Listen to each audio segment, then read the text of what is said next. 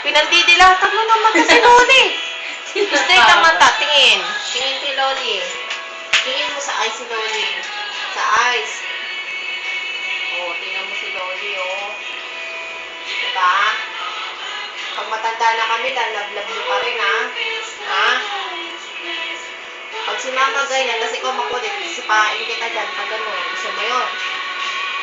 Inaanto kaya ata sa mga pinagsasabi ko sa tiyan, eh. Guys, ang mga kakaroon na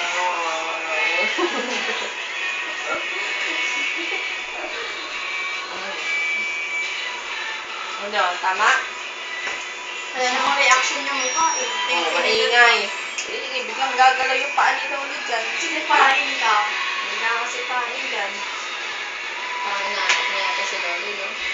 May sleep ka na? Ha? Sleep ka na? Sabi ng kapal. Yung tulog niya, ganitong oras sa tulog niya. Sabi ko sa'yo, kanina pa tayo. Matutulog ka na? Ha? Alas 12 yan, manundod lang na kami yan. Pagkatapos alas 12, matutulog niya. Basta uwi daw dito sila kaya Jess, diba? Parang gusto ko sila. January. Darating sila January. January po si Tita Next year. Tita Punta dito sila Ate Evelyn. Alam. Sabi Sila muna si Tao Jess. si Mami. Naalala mo pa sila? Tita Evelyn ata dyan po. Kilala mo pa sila? Evelyn? Sila Hindi kaya ko Jess. alam. Bakit Evelyn na ninang mo? Malay ko. Hindi si Tita Evelyn. Hindi mo Yung nila pumunta ako si dito, Tita kaya Evelyn. Jess. Yung ninang mo. Oo, yung ninang mo si Evelyn. Yung darating. Paano lang? Oh! Sabi ko, akala ko nakasiktan ka lang. Opo.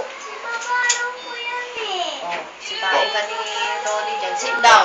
Opo. Paano ko lang yan? Paupuin mo nga rin. Opo. Upo na. Sige na, upo na. Loli, paiwan ko na lang dito siya, no? Ay, lumalaban ka, ha? Ganyan, ganyan yun eh. Sabi nga daw Pupurutin ni, kita, o ano? sabi nga daw ni Baby, nagbabago ng lagi siya. Ha? Kikipag-away na raw. Nag-iiba na yung mali mo. Iba. Upo na dito. Kikipag-away na raw yun. Sabi. Kasi hindi masyadong na-ano rin ni Daisy, eh. Pinaano rin ni Daisy. Kasi, Kikipag-away daw lagi.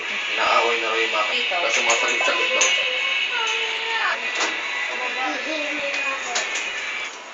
pupunta daw dito si